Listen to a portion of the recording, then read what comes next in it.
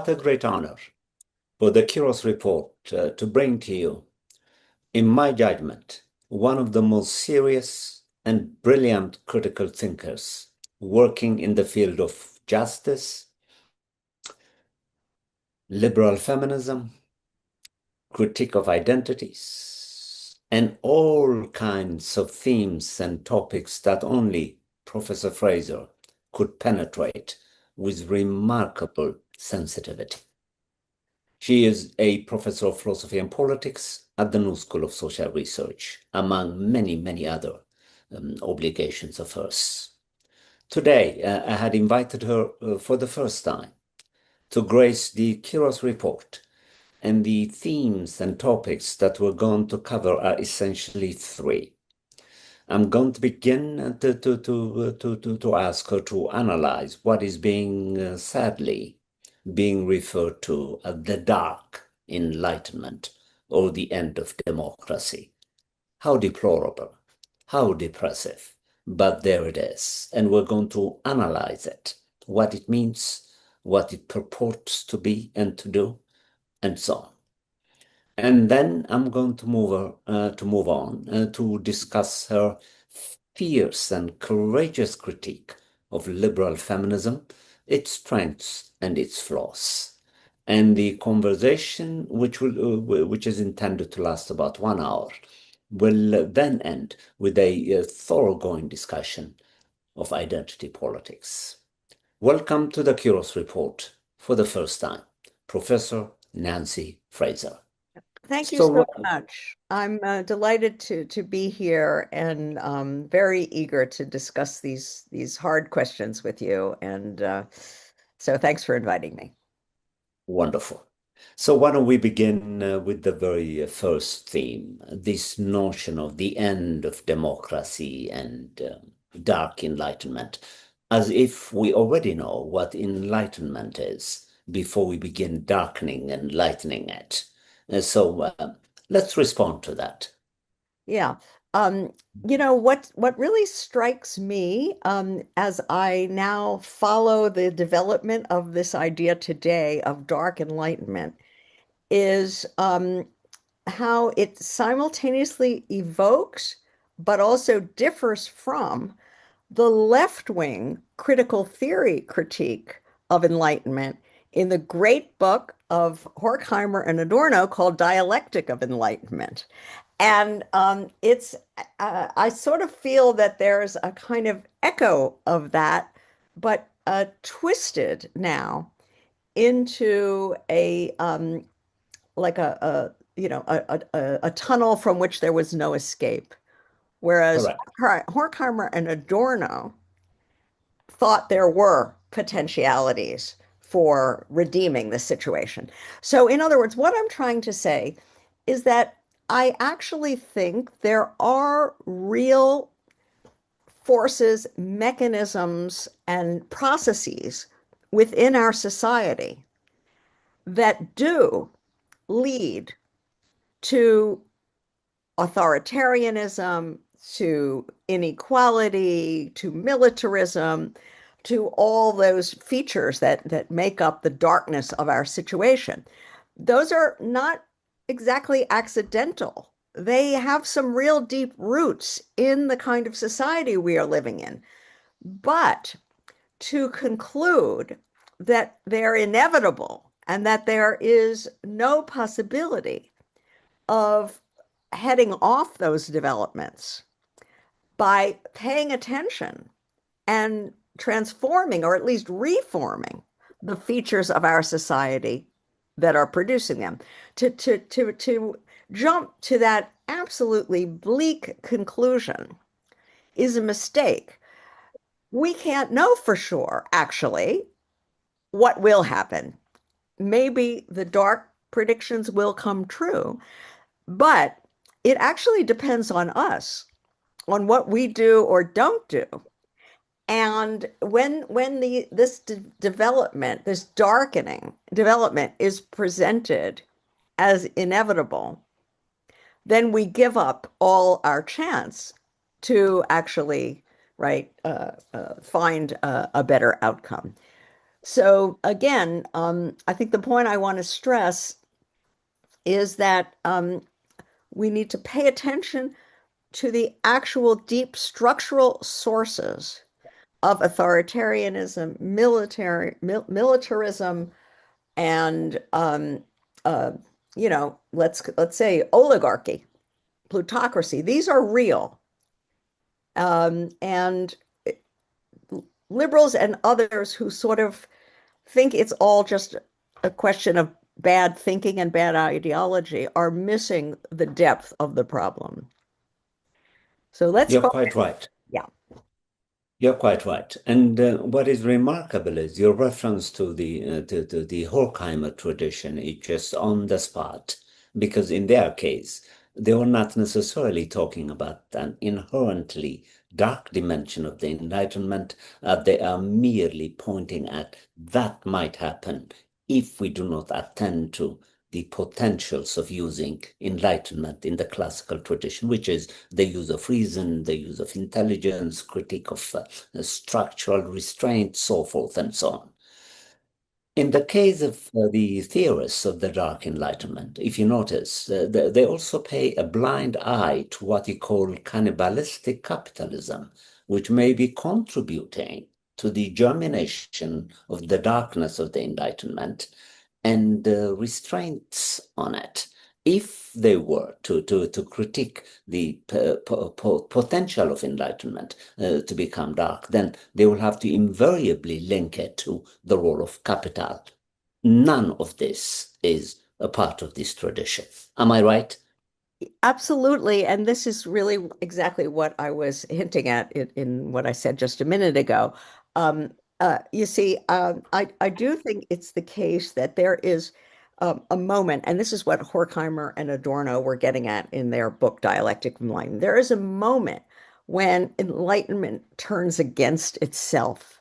And that has a great deal to do with the way the social system incentivizes and licenses large investors and mega corporations and so on to sort of take over the organization of fundamental features of how we live. They determine how we work, what our family life is going to be like, what we consume, what we eat, what happens to the environment, the natural environment, and so on and so forth.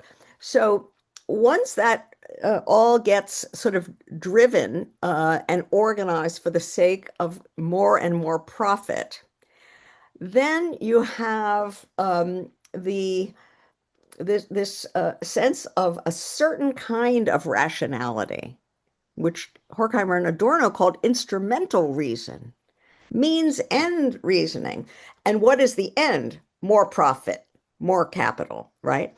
When that is the end and everything else is turned into a means to that end, then it's sort of, you could call it a kind of rationality, but it's perverse rationality. And that's when enlightenment darkens. And that's when a capitalist social order begins to cannibalize itself. It eats away at its own foundations. It eats away at public powers and our capacities for collective self-determination, democratic self-determination. It eats away at nature, at the planet, and all those environmental conditions that we need to live, and so on.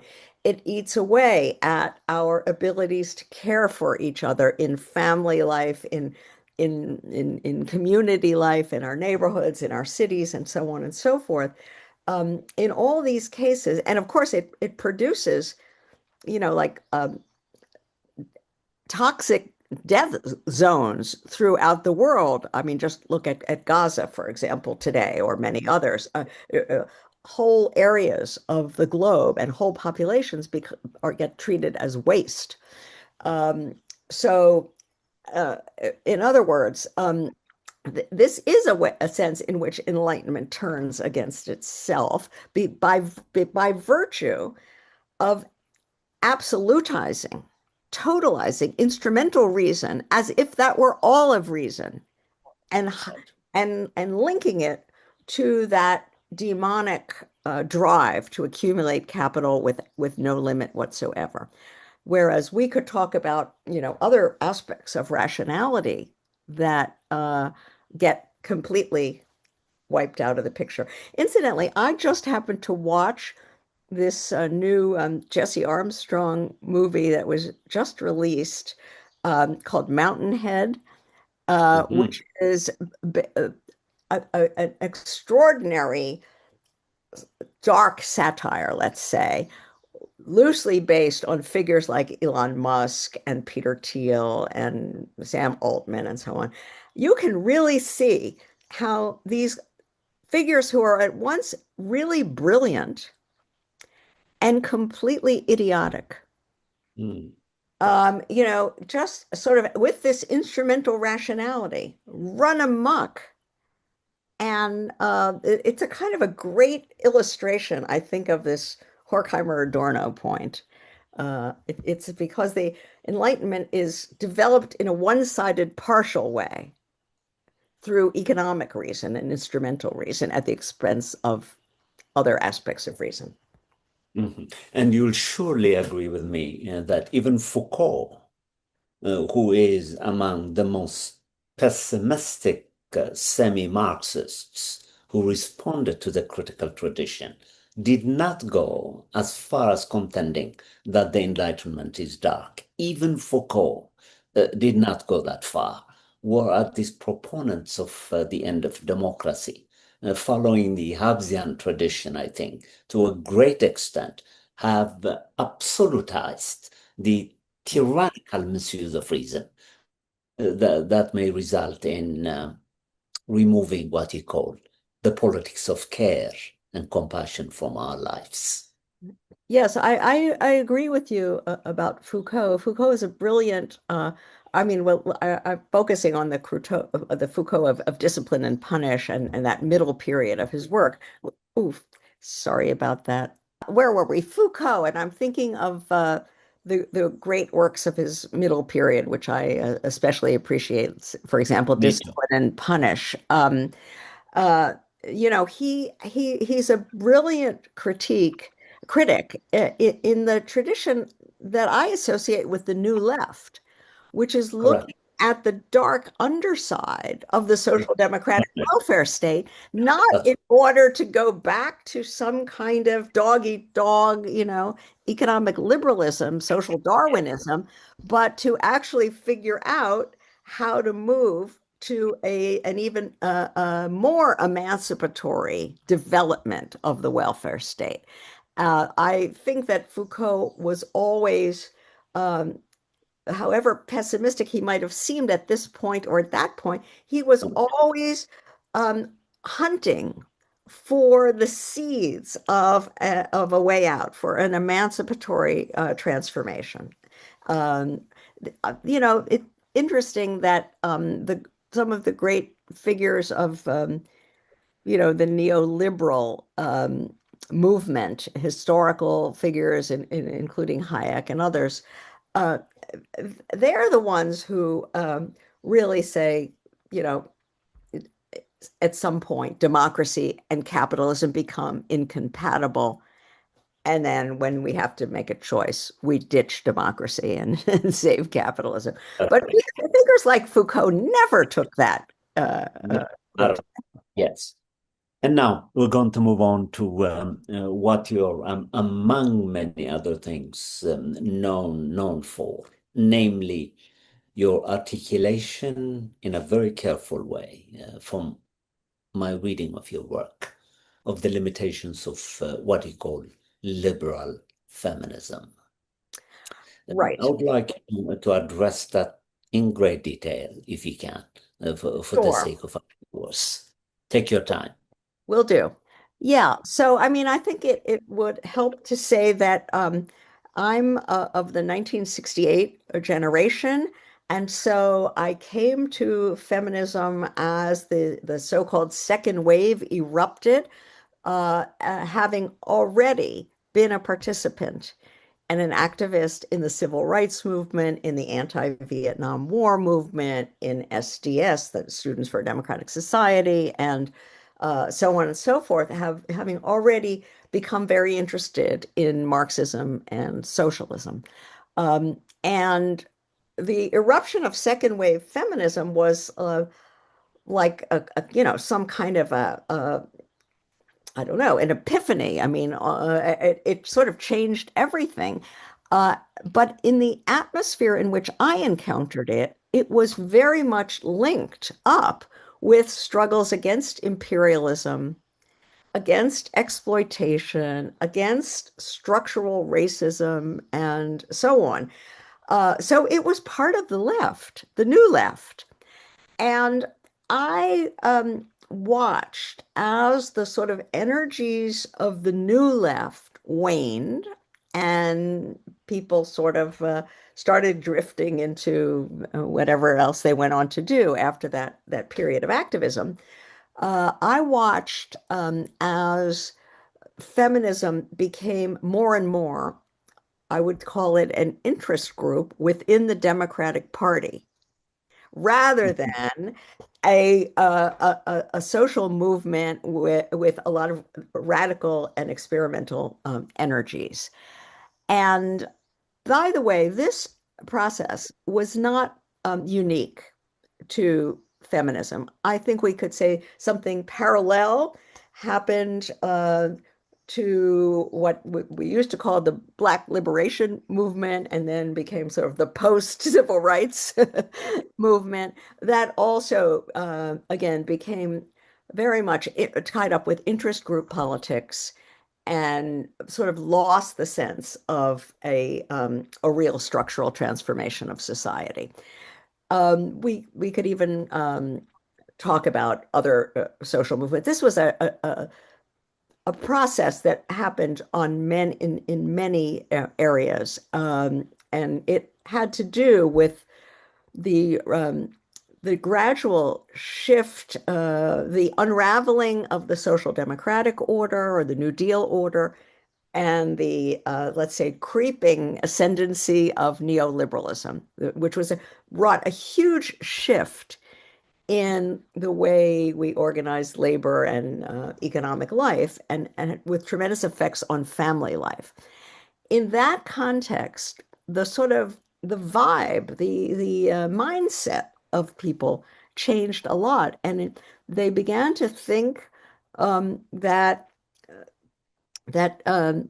overcoming sexism or overcoming racism was about combating discrimination, removing obstacles for talented women or people of color to rise in the hierarchy. It was no longer about, abolishing hierarchy and creating a social egalitarian society. It was about equal opportunity within a hierarchical egalitarian society. And so I would say within feminism, the ideal, this was never stated as such, but the ideal became women should be equal to the men of their own class. Now, that is not what feminism meant to me as I was, coming into it. And so I began to feel very uneasy about, and this is a process that, unfolded over several decades. I began to feel very, very easy and began to pose the question of, began to think about the relation between that development within the movement and the politics and the rise of neoliberalism, because I realized that um, what was happening with neoliberalization was that unions were being weakened, manufacturing was being offshored, a low wage service sector was emerging. So the whole character of work in a country like the US and many wealthier European countries was changing. And that meant that households needed to supply more and more hours of paid labor from more than one member in order to keep afloat. So women, liberal feminism was arguing, pushing for women to enter and rise in the paid workplace at the same moment when, for completely different reasons, the economy was requiring women's work as a basis for a new accumulation strategy, no longer based on high-wage union labor in manufacturing, but now based on the idea of the two-earner family. That was the new ideal. Um, so, in other words, I think there was an intersection between the evolution of feminism away from its earlier New Leftish incarnation toward this more liberal meritocratic incarnation that was converging with this big change in the gender ideals, the family forms, and the forms of labor market. And what I tried to do was illuminate in writings I did in this period, which go back, I guess, a good almost 20 years or so, 15 anyway. Um, I was trying to say what's happened to feminism and how can we understand it by situating it in this larger historical constellation, because it's normal when you're an activist and involved in some sort of a social struggle, you think in terms of what what what did I do wrong, or what did you have you're too narrowly focused on your own situation, and you are at the mercy of much larger historical forces that you don't understand. And I was trying to say, look, feminists, think about what's going on more broadly here and about how what we are doing is either unwittingly or unwittingly encouraging a bad development, as opposed to figuring out how to recalibrate and resist it. And this critique that I developed of liberal feminism is the substitution of meritocracy for equality, the substitution of anti-discrimination and essentially legal rights for uh, a structural social transformation. Um, that culminated when I joined with two other really interesting thinkers, Chinzia Arutza and Tithi Bhattacharya, and published a manifesto called Feminism for the 99%. And Correct. we wrote this in 2016 in the immediate aftermath of Hillary Clinton's loss to Trump, the first Trump. And so we thought that somehow the idea was, the hook in the book was that the defeat of Hillary Clinton was like a wake-up call that liberal feminism was on the wrong track. Because even though she wrote a book called It Takes a Village, she was also very let's say tightly embedded with various Wall Street figures and so on. So we thought, that was a wake-up call that feminism needed to change course. And this was also in the aftermath of Occupy Wall Street and of the Bernie Sanders campaign, the first one. And so we thought, okay, let's try to develop what an alternative feminism would be, a feminism for the 99%, as opposed to a feminism for the 1% or even the 10%. Uh, that's the idea in a nutshell. Incredible. Very, very well stated. And now, at the expense for sounding redundant, but analytically, I think there is a relationship between your critique of liberal feminism and your larger critique of identity politics.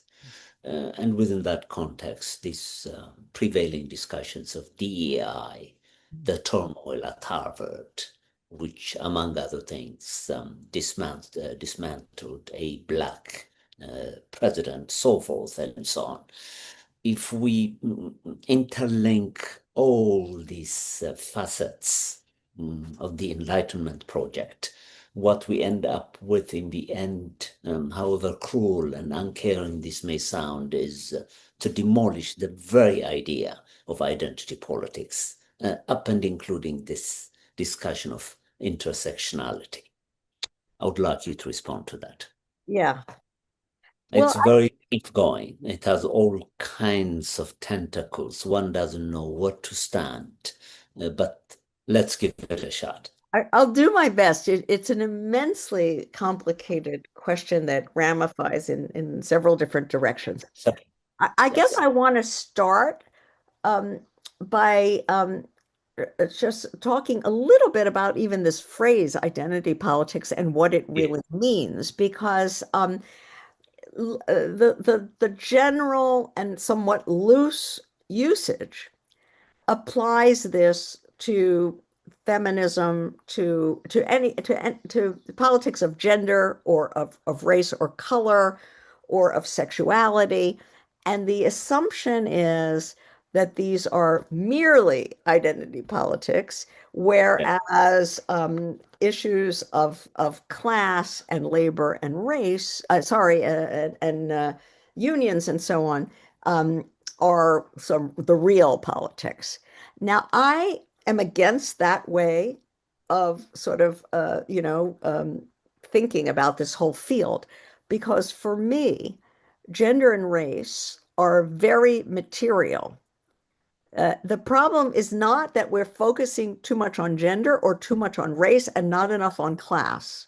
And that's what many people mean when they criticize identity politics.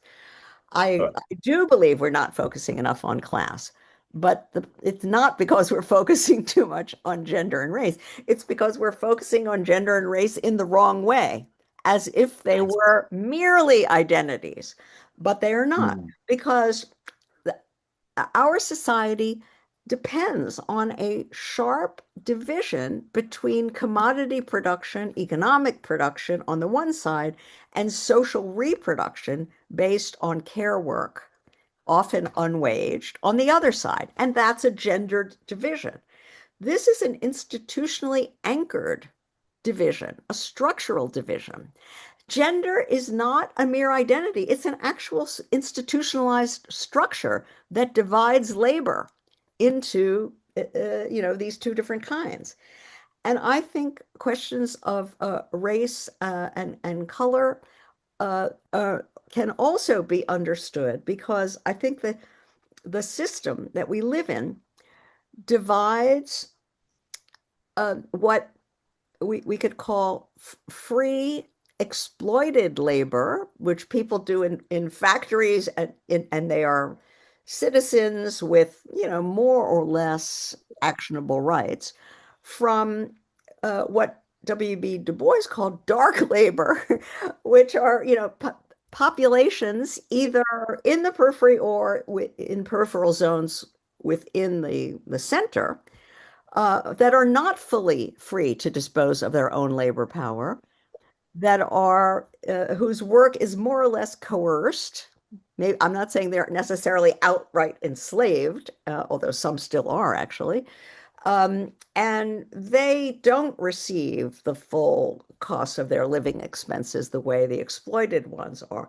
So, in other words, Du Bois said that capitalism, writing about the 19th century, he said capitalism needed the factory and the plantation, and they formed one complex.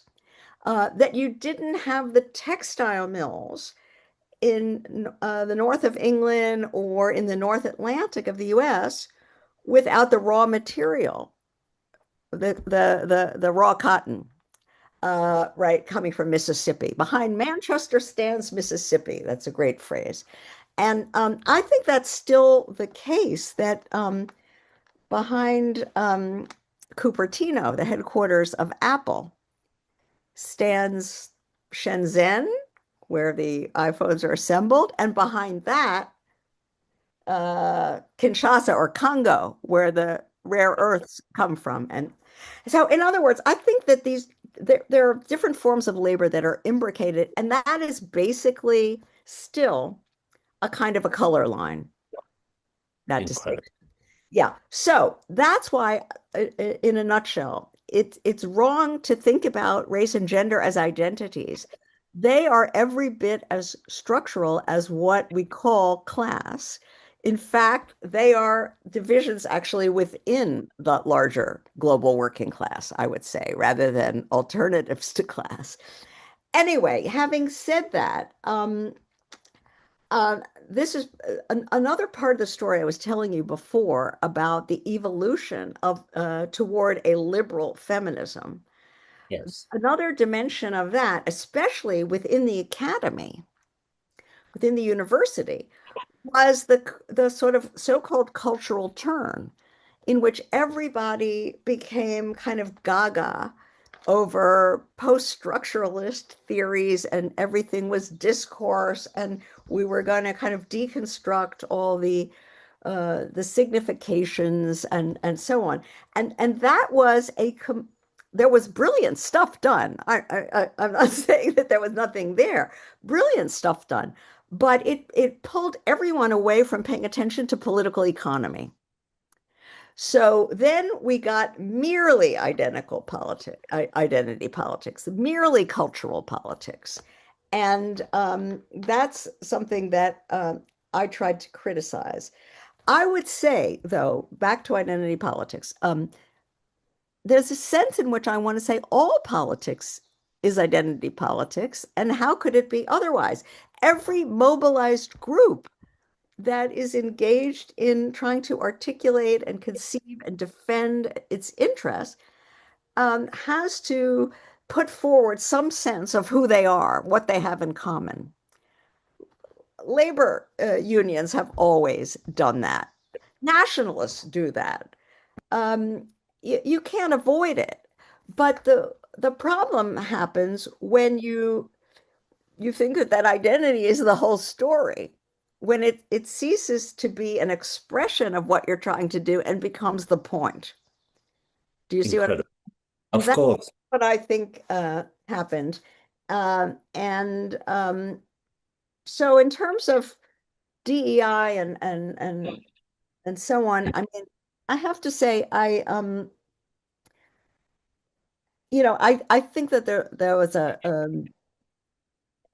the idea of diversity, equity, inclusion. I mean, these are great words. How could you be against this? But it's absolutely true that became sort of harnessed to a huge bureaucratic, top-heavy administrative sector of the university. I watched at the New School, which is a very poor institution, hiring one after another associate vice president for this, for that, for the other, all of whom are making, over 300K a year, while the faculty is being cut, student aid is being cut. So, I mean, something went really wrong, I think, in the universities from where I sit with DEI. And it's also true that, we all know of particular incidents where people were unjustly persecuted in the name of DEI. That none of that is to endorse the right-wing critique of wokeness. They have their own agenda. Um, I would actually have to single out especially something that is very painful to me as a Jew, and that is the weaponization of the idea of anti-Semitism as a way of trying to destroy uh, the intellectual life and research and great universities like Harvard, as well as not so great universities. I mean, this is a project. This is the Dark Enlightenment.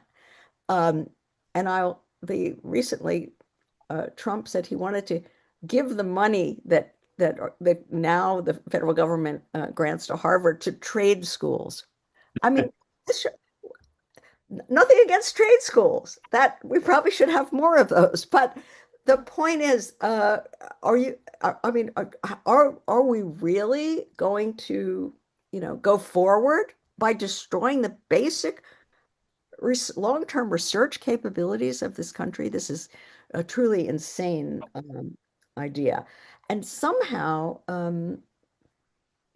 I don't know, um, it's kind of this the anti-elitism, and there is a valid critique of elitism.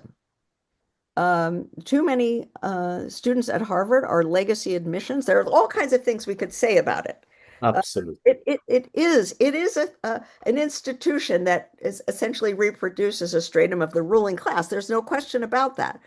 Indeed. But it's got the most brilliant scientists in the world, and so in general, I think that identity politics today is being weaponized um, uh, by this, unholy alliance between MAGA and Silicon Valley.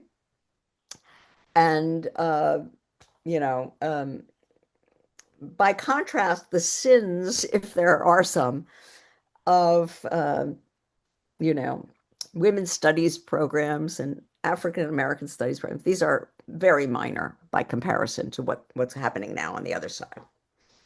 I think the empirical observation of what you see at the New School is remarkably similar to my own observations. I happen to be a fiction writer also at Berklee College of Music, in which I spent about 18 years. It's remarkable, Nancy, when I think about this, that the students who, in the name of diversity, were being recruited at Berklee College of Music were the children of the rich and powerful. And then you begin to wonder how diversity is contaminating the material understructure of genuine diversity that must be propelled by respecting the principle of human equality, which is exactly what was not being done at Berkeley. Our international students were milked because Berkeley is run by contributions of not just donors but student tuition. Some of the students whom they were recruiting were not even musically that competent, but it appears as if they were being recruited because Berkeley was milking their material power, which really makes a mockery out of the idea of diversity. That's one observation. And consistent with your critique of the hiring and recruitment of officers at the New School, I also noticed a similar tendency at Berkeley. President, vice president of this, vice president of. Yeah, in fact, I once asked at a meeting because I genuinely wondered how these people were using their 8 hours a day because Berkeley doesn't have 50,000 students. It's a very small college. I began wondering and asking myself, what do they do? I began wondering, do they get bored because they don't have anything else to do other than harassing faculty for complaints coming from very fragile students who complain about everything and anything, and these officers cannot wait until the students complain to them so that they could justify their salaries. Look at the way the institutions are being used and abused, and DEI is a dimension of all this. I mean, the values are right, but the way they're being institutionalized is very problematic. And because that's true, the this creates an opening for the real dark forces Of the Enlightenment. come in, right, and say we're going to smash the whole thing. And, Precisely. and that's a real problem. In the manifesto I mentioned before, Feminism for the 99%, we talked about a phrase we called equal opportunity domination. That in some versions of so-called progressivism, Yes. um, the idea is to have a ruling class that is very representative, That's that right. has all the different colors and sexualities and so on and so forth. Of the ruling class. Yes. Yes. Well, everybody else is, Yeah, under the boot. Uh, that's right. so this is the equivalent of the liberal feminism. This is liberal diversity. Yeah. That's right. And now we have about 15 minutes left, and I'll be remiss if I don't engage your powerful work on justice. In an interview that I did with Josh Cohen, your name loomed large. I brought you into the discussion because you and Josh Cohen, among the critics that I know, are the ones who took the Rawlsian possibility of an emancipatory society which could be guided through the lens of justice as fairness seriously as a contribution to the Marxist tradition. Only you and Josh Cohen have traveled that path. The rest, I was a student of John Rawls myself. I never thought of him at the voice of the liberal tradition because justice as fairness is an open path. It could accommodate Marxist visions, it could accommodate liberal visions, depending on the inclinations and predilections of the critic. And you're one such critic who took justice as fairness seriously as a contribution to a Marxist discourse. I would like us to end this conversation by paying tribute to John Rawls, whom I think was one of the greatest theorists ever. I loved him as a human being, as a teacher, and as a thinker. What a great note to end on. I only met him a few times and can't say I knew him well, but I happen to be from Baltimore as he was, a different generation, but we shared the same hometown. And you're right that I have I do think that there are real important affinities between the roles of a theory of justice, forget the law of peoples and all of that, and Yes. the kind of Marxian, expanded Marxian critique that I'm interested in. For me, the most important idea that Rawls had, which I don't think anyone articulated. It's so obvious, and yet no one had really actually conceptualized it before, was the idea that the subject of justice is the basic structure of society. First of all, that there is such a thing as a basic structure of society. I mean, this is so powerful, and that this is the thing you want to focus on, the basic structure. And because this immediately directs attention away from the idea of this discrete issue and that discrete issue to the underlying framework and the ways in which the underlying framework is itself a generator of the what look like a lot of separate problems on the surface. That I think is so powerful, and I think is completely compatible with the best Marxian thought. Um, Now, I did not agree and do not agree with the interpretation that Rawls gave of what is the basic structure of our society. He thought it was sort of the liberal constitutional order. And I instead took the Marxian idea that it had to do with the political economy of capitalism. But I developed the political economy uh, view in a broader way. I didn't mean it's just the economy in the narrow sense of where things are monetized and commodities are produced and labor is paid for.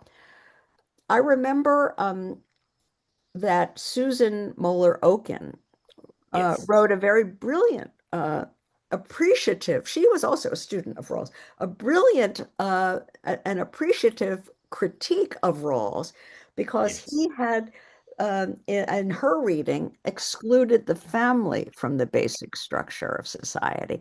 And she said, no, the family is part of it. Now, that was an original, let's say, Marxist feminist insight that the family is part of the mode of production.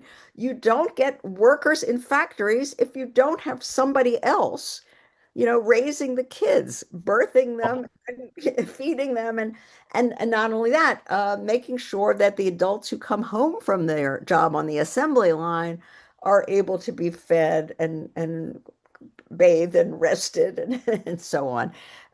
So the family is part of the mode of production, or in Rawls's language, part of the basic structure. So you've already expanded something. Then I tried to bring in nature also. You don't have the factory without the source of the raw materials, without the energy sources, without the breathable air and potable water and so on that everyone needs in order to get to work and so on. And I think that one or another form of public power, we usually equate public power with the state, although there are many levels of public power.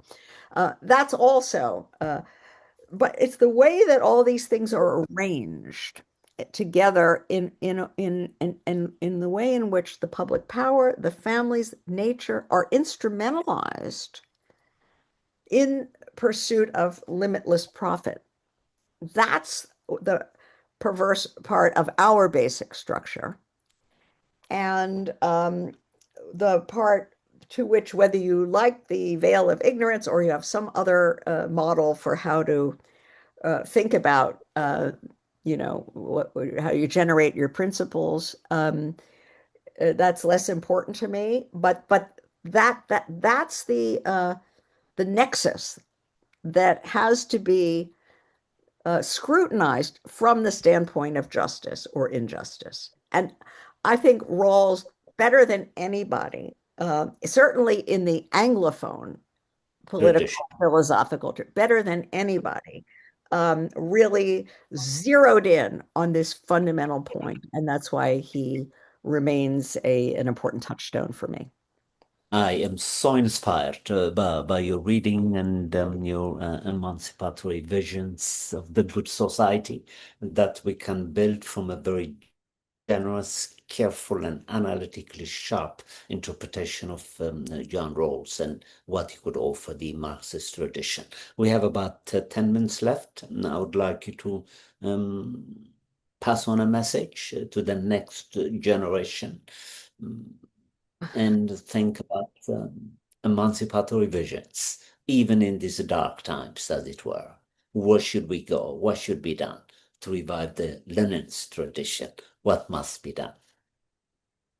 Well, I guess there's several things I would want to say.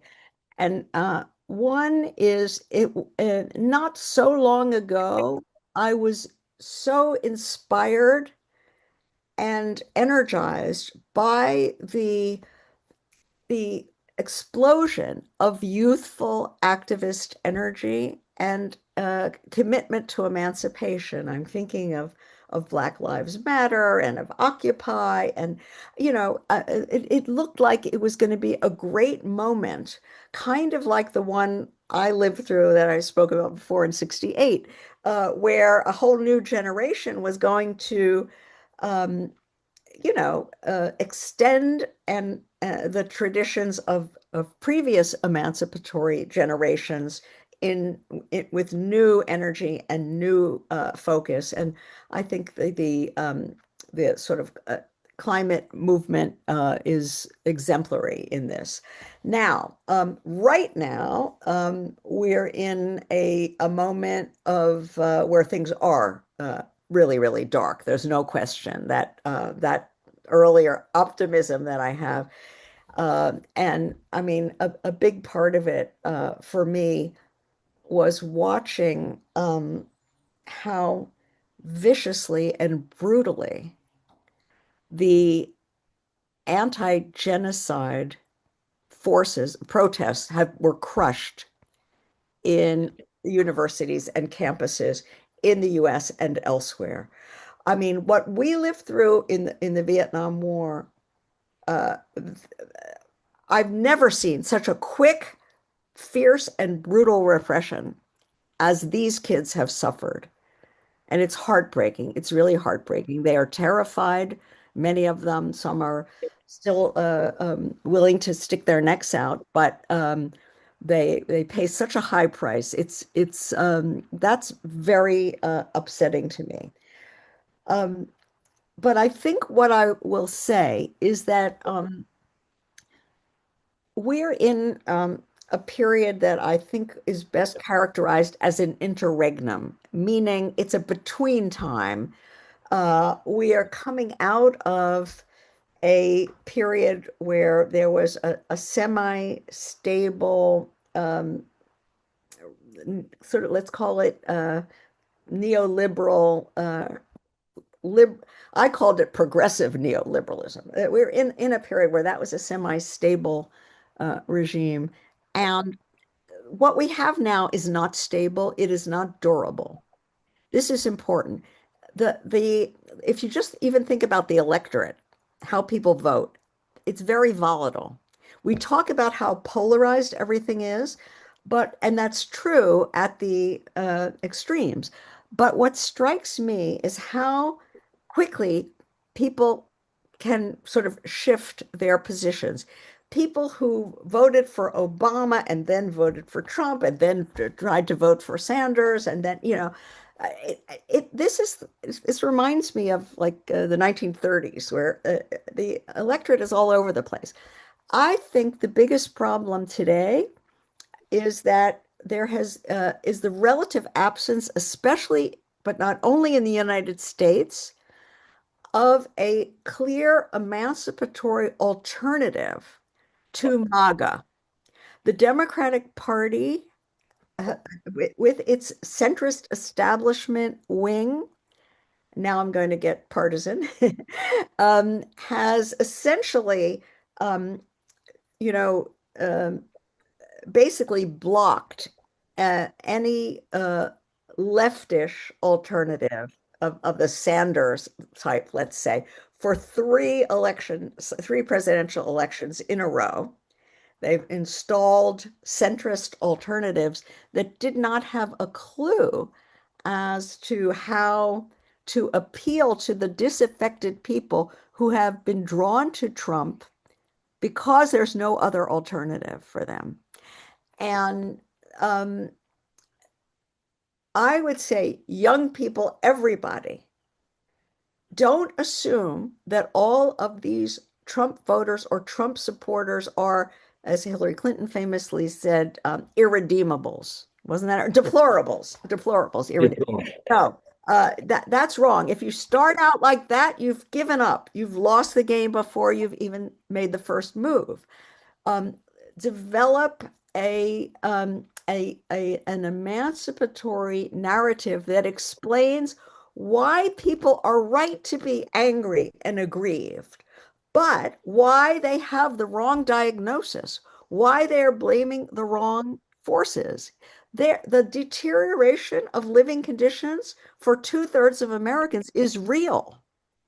But it is not because of Mexican rapists or trans people playing women's sports or any of the other or wokeism.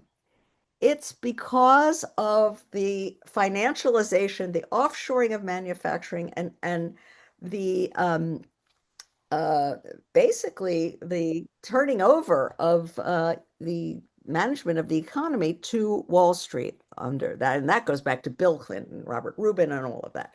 So Larry Summers.